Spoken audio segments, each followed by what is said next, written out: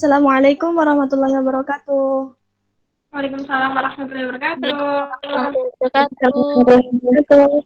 Selamat siang anak-anak, gimana kabarnya? Baik? Siang, Bu. Baik.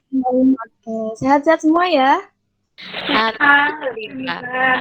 Ya, udah makan siang belum nih? Belum, Bu, masih dimasakin ibunya. Oke, walaupun belum makan siang tetap harus semangat ya belajarnya. Kita nggak lama kok belajarnya. Sebelum kita memulai pelajaran pada siang hari ini, alangkah baiknya kami kan yang mengajar hari ini, yang bertugas mengajar hari ini, kalian ketemu sama Bu Ati sama Bu Ana. Oke, sekarang kita mulai berdoa terlebih dahulu ya. Berdoa menurut kepercayaan dan agama masing-masing, berdoa dimulai.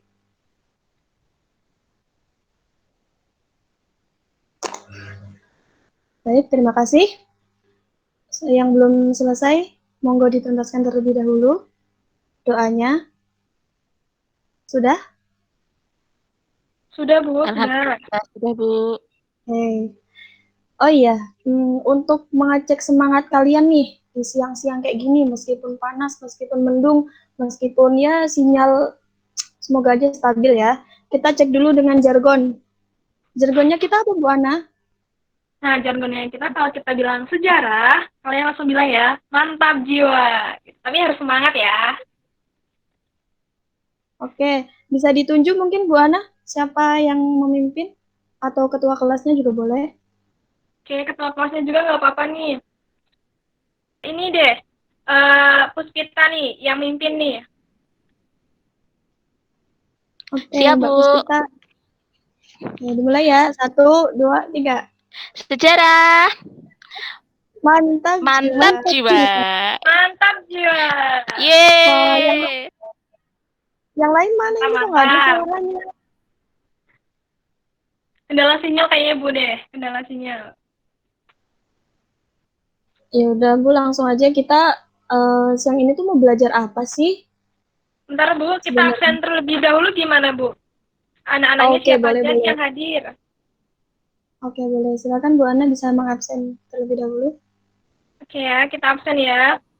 Puspita hadir nggak nih, Puspita? Hadir, Bu. Oke, mantap. Laili Hidayanti. Hadir, Bu. Terus siapa lagi ya? Nikmatul Khairiyah hadir nggak? Izin ke kamar mandi, Bu. Oke. Apa mungkin kendala sinyal ya mungkin nih, Ma? Coba ada lanjut Bu, ya. Coba Risma hadir. Risma ada nggak nih? Hadir. Mantap Mbak Risma, semangat banget nih Mbak Risma. Kayaknya habis makan siang nih. Ya, Bu, habis makan siang. Oke. Coba Mbak Tias. Mbak Tias ada nggak nih, Mbak Tias? Hadir, Bu. Ya, mantap. Mbak Anggi Fatika hadir nggak nih, Mbak Anggi? Pagi, Bu. Yang tim. Ya Allah, oke. Ada yang belum di absen belum nih? Kayaknya udah lengkap deh, Bu. Siswanya, siswa IPS 1. Oke. Bisa kita mulai? Bisa di-share PPT-nya, Bu Ana? Oke, sudah Bu, sudah. Kita lanjut ya. Oh iya Bu, kita siang hari ini kita membahas tentang apa ya, Bu? Oke, bisa kita baca di next di PPT. Oke. Nah, siang ini kita akan belajar mengenai kerajaan-kerajaan maritim di Indonesia pada masa Islam dalam sistem pemerintahan, sosial, ekonomi, dan juga kebudayaan, serta pengaruhnya dalam kehidupan masyarakat Indonesia pada masa kini. Nah, tujuan dari belajar kompetensi dasar 3.2 ini apa sih, teman-teman? Ada yang tahu nggak? Ada yang tahu nggak tujuannya kita? Oke, baik. Tujuannya kita adalah untuk mengetahui kerajaan-kerajaan maritim yang ada di Indonesia pada masa Islam, baik dari sisi sistem pemerintahannya, sosialnya, ekonomi, dan juga kebudayaannya, serta pengaruhnya dalam kehidupan masyarakat Indonesia masa kini. Oke, bisa dilanjut masuk ke materi pertama. Ini ada yang bersedia membacakan PPT-nya enggak? Kalau enggak, atau ditunjuk aja gimana? Ditunjuk aja deh, Bu. Ditunjuk. Oke, sebelumnya kita ulas dulu sedikit mungkin Bu untuk memancing teman-teman, untuk memancing anak-anak ya. Kita belajar kerajaan apa aja sih yang ada di Indonesia nih? Oke, kita mau mempelajari mengenai kerajaan Islam pada masa Islam, khususnya itu kerajaan maritim. Nih, contohnya nih di kerajaan Islam di Pulau Sumatera, kita belajar kerajaan Samudra Pasai sama kerajaan Aceh Darussalam. Nah, kalau di Pulau Jawa ada kerajaan apa nih kalau ada yang tahu? Kerajaan yang bercorak Islam. Demak, Bu. Ya benar, kerajaan Nah, Demak. Ada nggak? udah belajar nih Mbak Puspita. Selain kerajaan Demak, yaitu ada kerajaan Cirebon. Kita siang ini akan belajar 4 kerajaan itu ya. Oke, masuk di poin pertama. Kita akan belajar kerajaan Islam di Sumatera, yaitu kerajaan Samudra Pasai. Oh iya Bu, mau nanya dong. Ada yang tahu nggak ini gambar masjid apa? Nah, boleh itu dari Baitur Rahman bukan Ya Bu? betul. Di daerah mana nih masjidnya nih? Aceh. Ya betul sekali. Oke, ini gambar ini ya, gambar batu nisan dari Sultan Malik As-Saleh yang merupakan sultan dari kerajaan Samudra Pasai. Silakan Bu Atisa menjelaskan mengenai kerajaan Samudra Pasai. Oke, baik. Kita masuk ke sistem pemerintahannya ya. Jadi kerajaan Samudra Pasai itu diperkirakan berdiri sekitar tahun 1267 atau pertengahan abad ke-13. Nah, kenapa sih kerajaan Samudra Pasai ini disebut kerajaan maritim? Nah, tentunya ada hubungannya dengan kelautan. Pada masanya, kerajaan Samudra Pasai ini menjadi kerajaan terbesar yang bergerak di bidang maritim, perdagangan melalui jalur laut. Makanya kerajaan Samudra Pasai ini disebut sebagai kerajaan maritim. Nah, di PPT sudah dijelaskan pada tahun 1282, Duta Cina itu bertemu dengan Menteri Kerajaan Sumatera di Quilan yang meminta agar Raja Sumatera mengirimkan dutanya ke Cina. Sehingga terjadi kerjasama yang baik antar negara menyebarkan perdagangan ke dunia, nggak cuma di Indonesia saja. Seperti itu. Bisa next, Bu Ana? Oke. Kemudian, dari bidang ekonomi, pada masa pemerintahan Sultan Malik Al-Qahir II, Samudra Pasai mengalami pertumbuhan dan perkembangan yang sangat pesat. Nah, ini yang membuat mereka menjadi kerajaan maritim yang besar di Indonesia. Komoditas dagangnya apa? Komoditas dagangnya dari kerajaan Samudra Pasai ini ada lada, kapur barus, dan juga emas. Nah, dengan keadaan ekonomi yang baik, tentu saja mempengaruhi dalam bidang sosial dan juga budaya yang ada di Samudra Pasai. Kemudian kehidupan sosial masyarakatnya diatur dengan ketentuan-ketentuan dengan syarat Islam karena berada di dekatnya Nanglo Aceh ya. Kemudian hasil kebudayaannya itu ada batu nisan Sultan Malik As-Saleh dan jirat dari Putri Pasai yang mana bertuliskan huruf Arab dalam bentuk kaligrafi. Jadi pada tahun yang 1200-an tadi itu sudah ada huruf Arab dalam berbentuk kaligrafi di Samudra Pasai. Baik, setelahnya bisa dibacakan dari anak-anak. Ada yang bersedia membacakan nggak nih? Atau ditunjuk aja? Ditunjuk aja deh, Bu. Oke. Mbak Puspita bisa membacakan materi? Bisa, Bu. Oke, baik. Bagus nih, aktif. Silakan Mbak Puspita. Mana Bu materinya? Ini. Bidang pemerintahan. Kerajaan Aceh dipimpin oleh Raja Ibrahim yang bergelar Sultan Ali Muhayyad Shah. Ia memerintah pada tahun 1514 sampai 1528. Dari situlah mengalami perkembangan yang sangat pesat di bawah kepemerintahannya.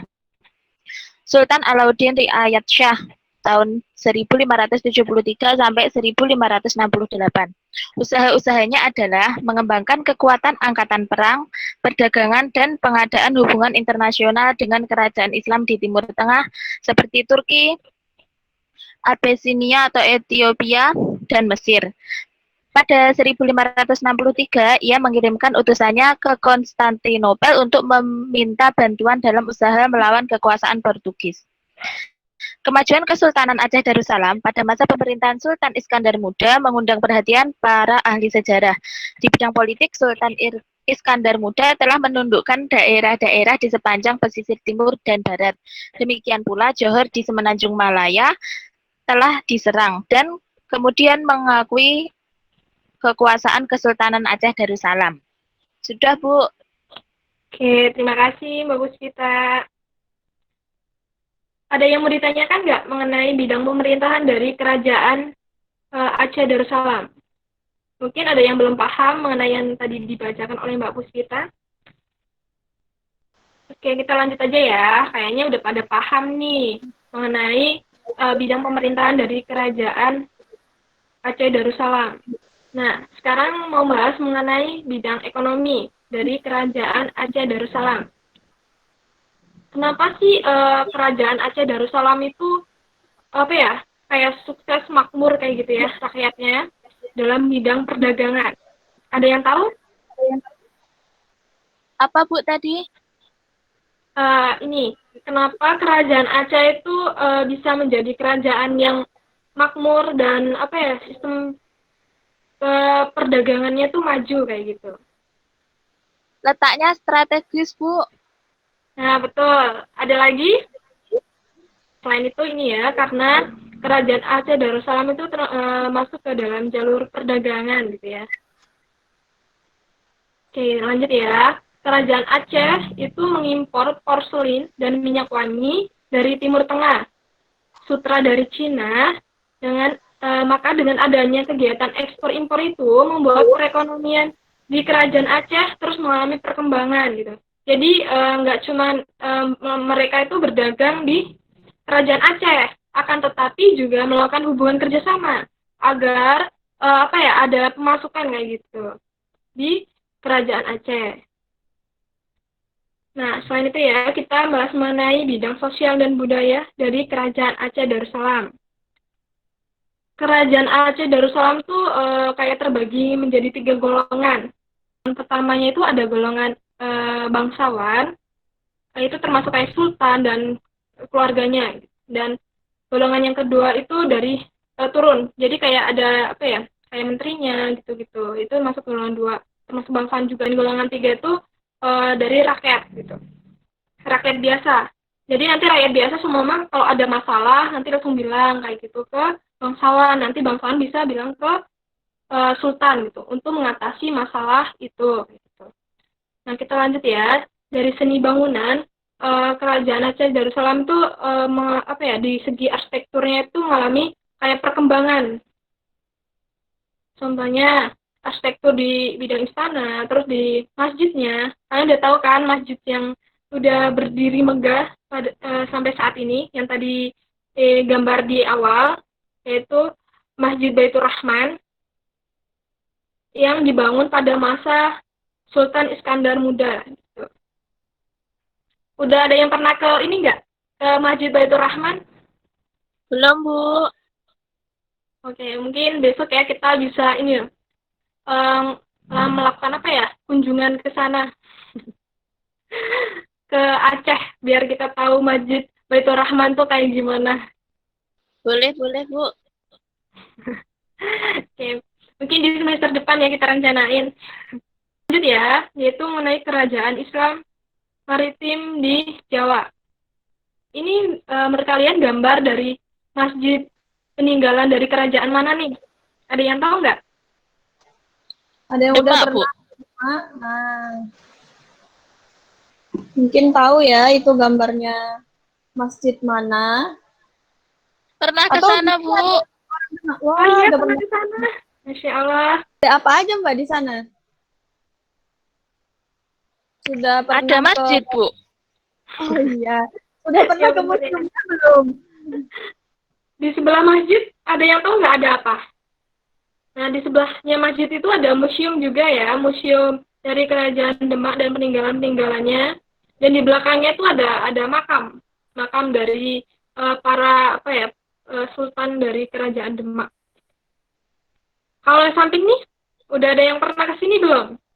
Karaton Belum. Keraton Cirebon. Belum ya? Oke, Itu nanti kita agendakan bersama-sama ke Cirebon ya. Ya benar-benar kita agendakan. Ini ya, ini yang ini bawah, ini kan gambar makam. Ini masih dalam kompleks ini ya, Masjid Agung Demak ya. Masih dalam kompleksnya gitu. Kita lanjut ya. Oke. Silakan Ibu Atisa mungkin bisa menjelaskan. Baik. Kita akan membahas sedikit tentang Kerajaan Demak.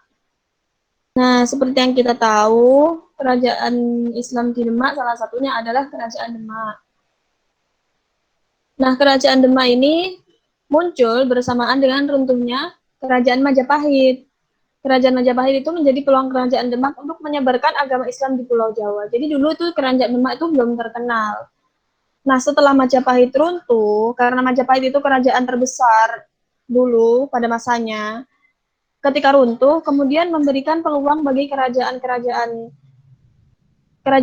lain termasuk Kerajaan Demak untuk menyebarkan ajaran-ajaran agamanya, dan Kerajaan Demak ini ajaran agama Islam ya ke Indonesia, ke seluruh Indonesia. Kerajaan Demak terletak di tepi pantai yang mana lokasi tersebut dijadikan sebagai tempat persinggahan kapal-kapal yang berlabuh. Ini juga ada hubungannya dengan apa yang kita bahas pada siang hari ini, yaitu kerajaan maritim. Baik, selanjutnya Bu Ana.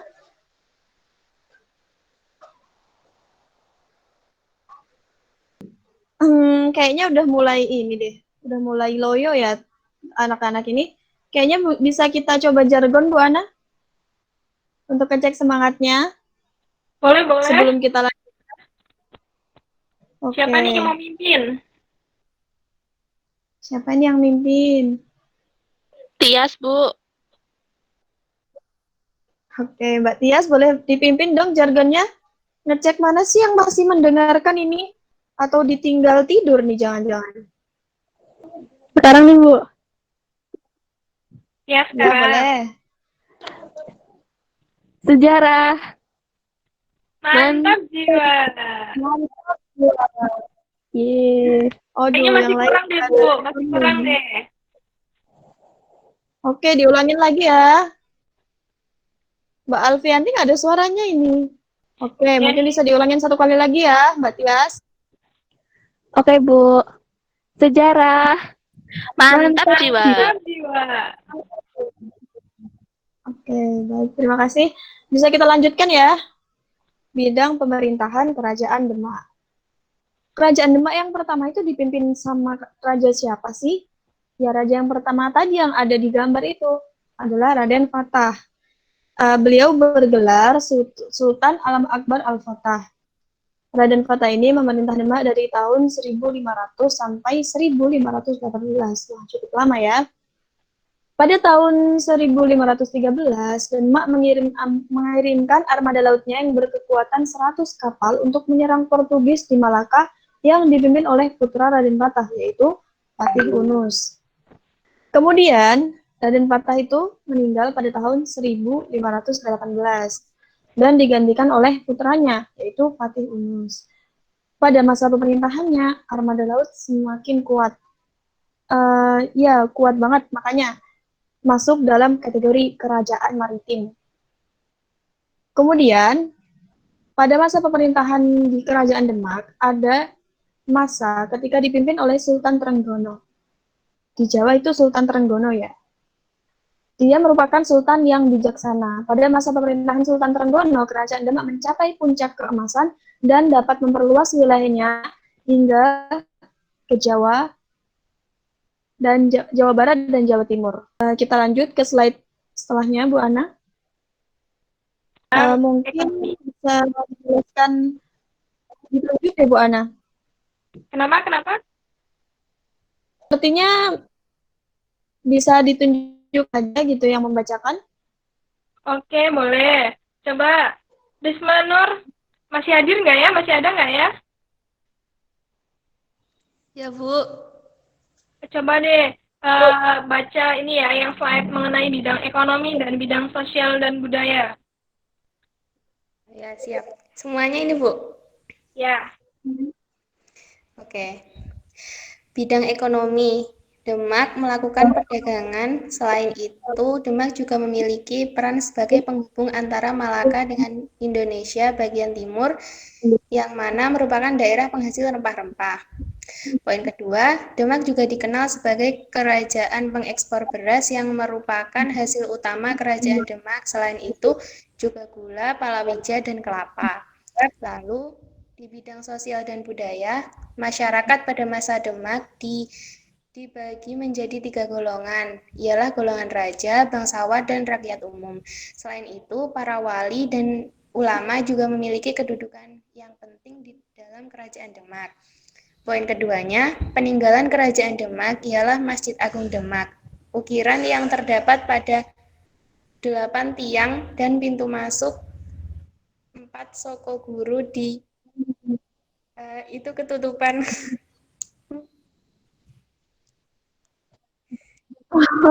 di Di ruangan utama masjid. Baik, terima kasih Mbak Risma sudah menyampaikan. Apa ada pertanyaan dari teman-teman? Atau ada tambahan yang sudah pernah ke Masjid Demak, bisa diceritain tuh di sana ada apa aja? Peninggalan-peninggalan masa kerajaan Demaknya tuh apa aja yang masih terlihat? Bisa diceritakan pengalamannya. oh iya benar. Tadi siapa yang udah ke Demak nih? Ke Masjid Agung Demak nih? Puspita nggak sih tadi? Udah lupa, Bu. Udah lama banget. Udah lupa. Aku mau tanya. Oke, boleh? Itu, Bu, tadi kan kalau masa kejayaannya Sultan Trenggono ya, Bu. Terus kalau masa keruntuhannya itu mulai Sultan siapa, Bu? Oke. Coba Ibu Arisa mau jelasin dulu atau bagaimana Ibu Arisa? Mungkin teman-teman ada yang tahu nih, siapa yang tahu silsilah kerajaan Demak? Bisa atau mungkin udah pernah dijelaskan, teman-teman. baca gitu, udah pernah baca jadi ingat gitu. Oke, Ibu jawab ya, kenapa kan masa kejayaannya itu ini ya, pada masa Sultan Trenggono. Nah, setelah itu kan setelah Sultan Trenggono wafat gitu kan, kondisi Demak itu mengalami sebuah krisis kepemimpinan juga, terus juga terjadi perebutan kekuasaan antara keturunan-keturunan dari selanjutnya gitu. Jadi yang menyebabkan kerajaan Demak itu mengalami kayak runtuhan gitu. Iya, itu sebenarnya ini ya, keturunannya sendiri. Jadi ada perebutan kekuasaan yang mewarisi, siapa yang berhak mewarisi tahta kerajaan Demak setelah Sultan Trenggono. Nah, kemudian ada cerita dari Pangeran Sedolepen. Mungkin itu bisa jadi PR buat anak-anak nanti ya, Bu, di akhir mencari tahu apa sih Pangeran Sedolepen itu. Oke, untuk menyingkat waktu mungkin kita bisa lanjut ke kerajaan setelahnya dulu deh. Oke, lanjut ya. Baik. Nah, kita masuk ke kerajaan terakhir. Ditunjuk ya, siapa yang mau membaca nih? Mbak Alfianti, masih hadir? Hadir, Bu. Oke, hadir ya. Boleh dibacakan Mbak Alfianti? Kerajaan Cirebon ini ya, Bu ya? Ya. Oke, jadi kerajaan Cirebon yang merupakan kerajaan yang bercorak Islam, yang mana didirikan oleh Syarif Hidayatullah atau Sunan Gunung Jati.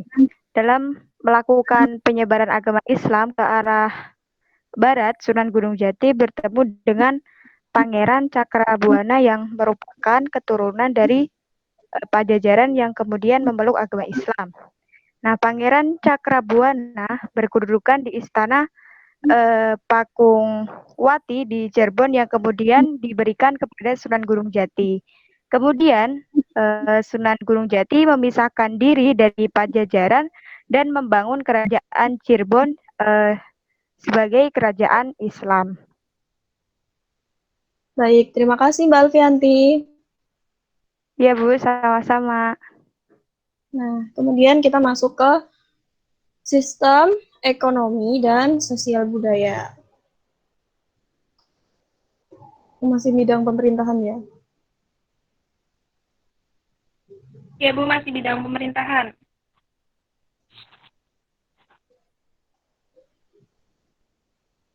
Oke, dijelaskan singkat saja ya. Jadi, pada tahun 1526 itu, Cirebon mengalami perkembangan yang sangat pesat di bawah pimpinan Syarif Hidayatullah. Kerajaan Cirebon didukung oleh Kerajaan Demak. Karena Demak itu masih ada hubungannya dengan Sunan Kalijaga ya, dan ini masih ada hubungannya dengan Sunan Gunung Jati. Nah, kemudian didukung oleh Kerajaan Demak di bawah pimpinan Fathahillah dan berhasil membebaskan Banten dari penjajahan Portugis. Kemudian, pada masa Panembahan Girilaya meninggal, Kerajaan Cirebon dibagi menjadi Kerajaan Kasepuhan dan Kerajaan Kanoman. Kerajaan Kasepuhan diberikan kepada Pangeran Martawijaya dan Kerajaan Kanoman diberikan kepada Kartawijaya. Kemudian, Kesultanan Cirebon menjelang akhir abad ke-17 diwarnai dengan perjanjian-perjanjian VOC, antara lain perjanjian pada tanggal 7 Januari 1681. Nah, lewat perjanjian tersebut, Kesultanan Cirebon mulai dicampuri politik kolonial VOC. Jadi, semenjak VOC itu mulai berkuasa di Banten, jadi kerajaan-kerajaan di sana tuh tercemar, bukan tercemar, tapi VOC itu mulai masuk ikut campur ke urusan kerajaan yang ada di Cirebon, termasuk kerajaan pada Kesultanan Cirebon. Baik, selanjutnya adalah bidang ekonomi dan bidang sosial budayaan. Lagi-lagi, yang kita bahas dari kerajaan maritim itu pasti ada berhubungan dengan perdagangan dengan luar negeri. Makanya kerajaan yang ada di kerajaan-kerajaan Islam waktu itu sudah memiliki kejayaan dalam bidang maritimnya. Contohnya kerajaan Cirebon ini. Kerajaan Cirebon berkembang menjadi kerajaan Islam yang mengalami kemajuan dalam bidang perdagangan dan pelabuhan yang menjadi sangat penting di Nusantara. Demikian pula ekspor komoditi lada, beras, kayu, gula yang berasal dari Cirebon itu diekspor ke negara-negara lain. Kemudian, dari bidang sosial dan budaya, mungkin ada yang mau membacakan dari teman-teman?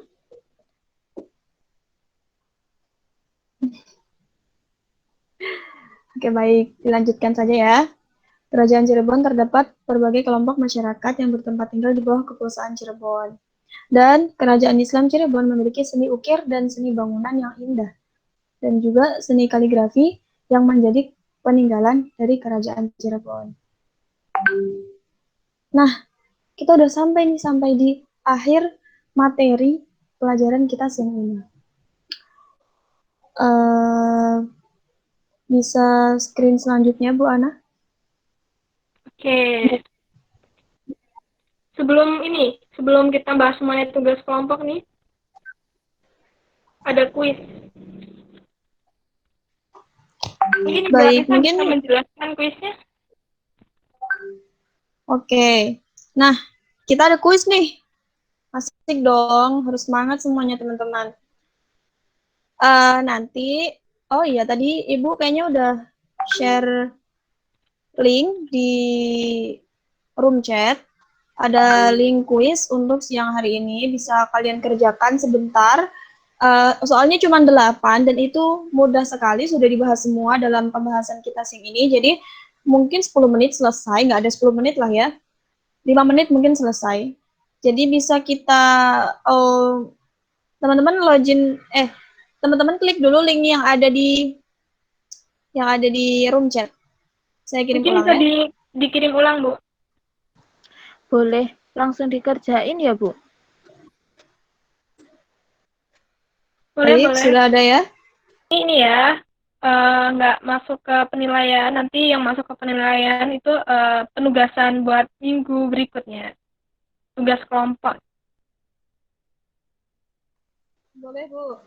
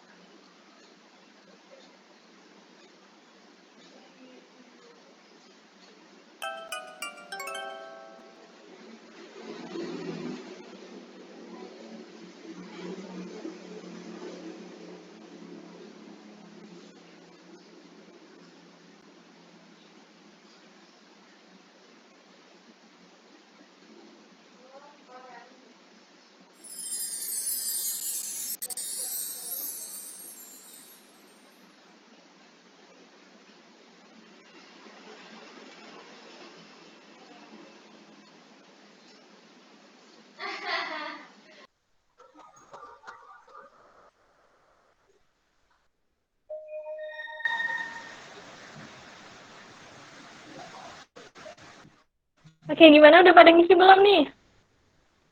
Kuisnya? Proses, Bu. Sepertinya masih ada yang mengisi. Oke. Bisa dilihat di PPT. Ini ya, yang ada rankingnya juga nih, ada namanya nih. Ada namanya juga. Ada poinnya juga nih.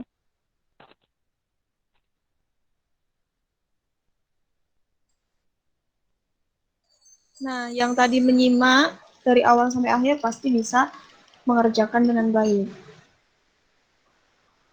Iya, benar Wah, banget, Bu. terlihat Mbak Mbak Siti belum selesai. Alfianti belum ngerjain nih? Sepertinya tadi terkendala sinyal, Bu Alfianti. Oh Kemudian iya. berganti nama sepertinya.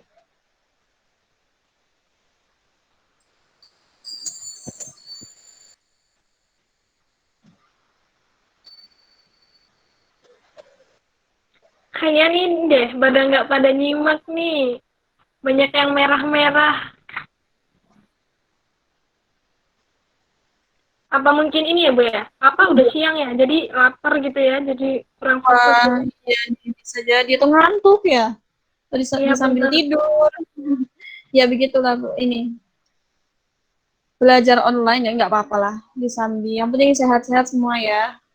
Amin, amin. Dan jangan lupa ya, kalau kemana-mana, apa ya, nerapin 3M. Karena sekarang tuh lagi masa pandemi ya nggak sih, Bu? Iya masih, pandemi masih ada ya, corona masih ada. Oke baik, mungkin sudah bisa ya Bu. Sepertinya Oke. tadi ada konfirmasi masuk dari konfirmasi pribadi ke saya dari Mbak Alfianti dengan Mbak Siti Nurhasana. Itu tadi karena terkendala sinyal, jadi mereka keluar, kemudian ketika join lagi karena sudah ada nama di situ, yang tertera di situ, kemudian mereka mengganti namanya menjadi nama panggilan. Oke. Oh iya, benar. Kemudian sekarang yang masih melanjutkan, sepertinya Mbak Alfi masih mengerjakan. Bisa kita tunggu sebentar. Baik, sudah sepertinya Bu, sudah mengisi semua.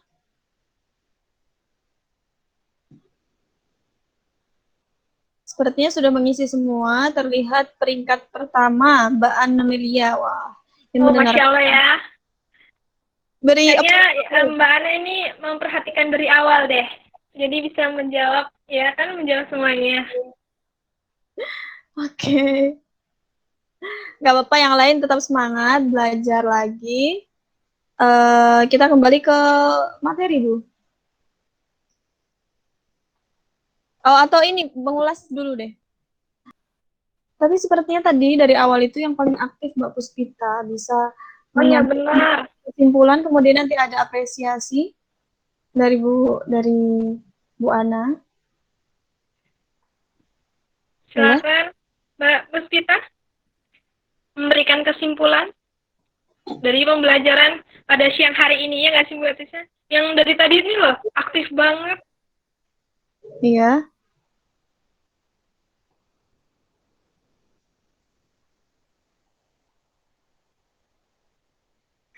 Gimana, Bu? Maaf, baru dari kamar mandi. Oke, ini menyimpulkan pembelajaran pada siang hari ini. Nyimpulin materi tadi, Bu. Ya, penangkapannya Mbak Puspita aja. Oh, maaf ya, Bu. Itu tadi saya ngisinya banyak yang salah. Saya nggak hafal-hafal sama tokoh-tokohnya. Oh, nggak apa-apa. Besok kita ulas lagi ya di materi Iya. berikutnya, di minggu berikutnya, mengenai biar kalian tuh bisa paham gitu. Ya. Boleh disimpulin sekarang, Bu? Boleh, boleh.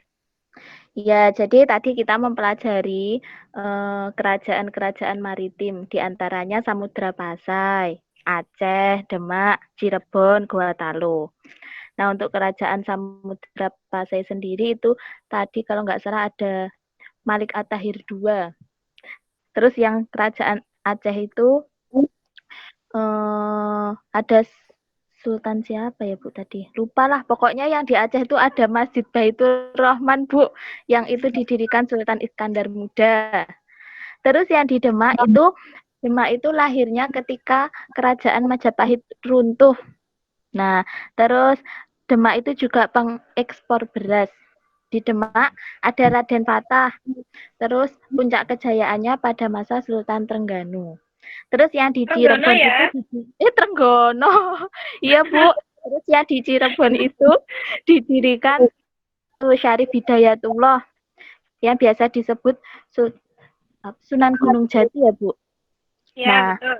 terus yang di Gorontalo itu resmi didirikan tahun 1605. Sudah, Bu, saya nangkepnya cuma segitu. Wah, Mantap, mantap.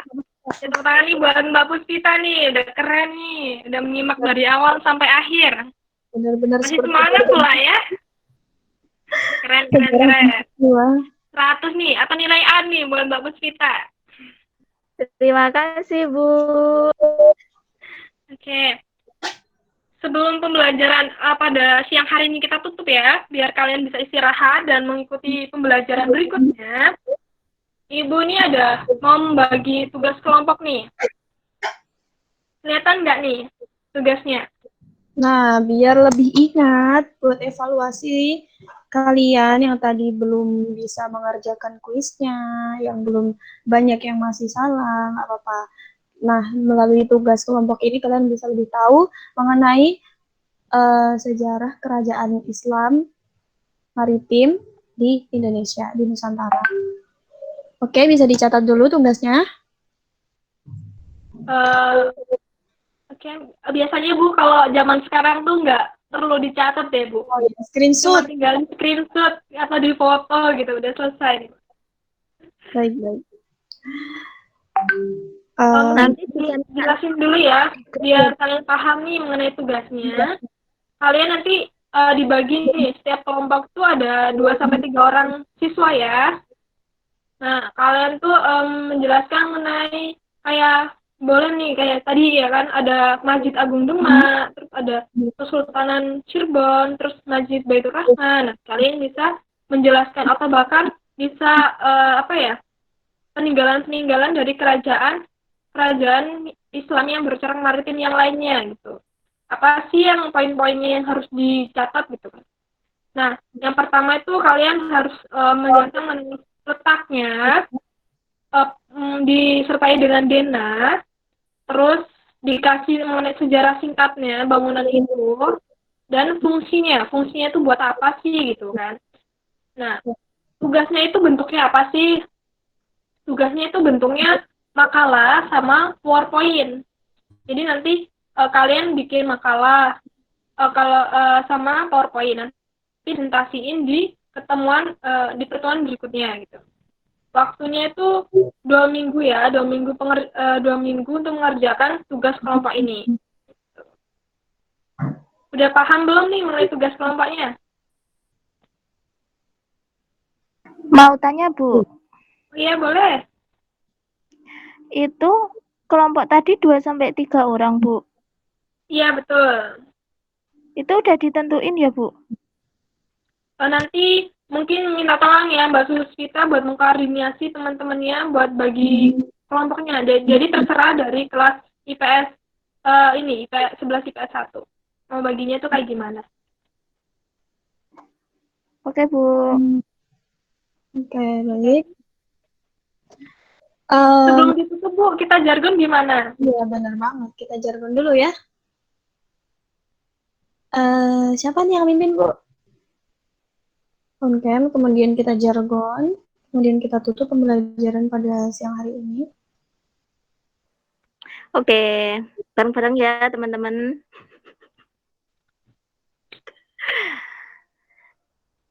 Satu, dua, tiga. Sejarah. Mantap. Mantap jiwa. Oke, terima kasih atas partisipasinya teman-teman semua. Baik, kita tutup pembelajaran pada siang hari ini dengan bacaan Alhamdulillah bersama-sama. Alhamdulillah.